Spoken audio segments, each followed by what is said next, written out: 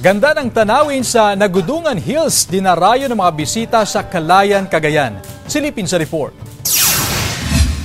Mula sa Burol, tanaw ang White Sand Beach at rock formations sa coastal areas ng Kaniwara, Sibang at Kababaan sa Calayan, Cagayan.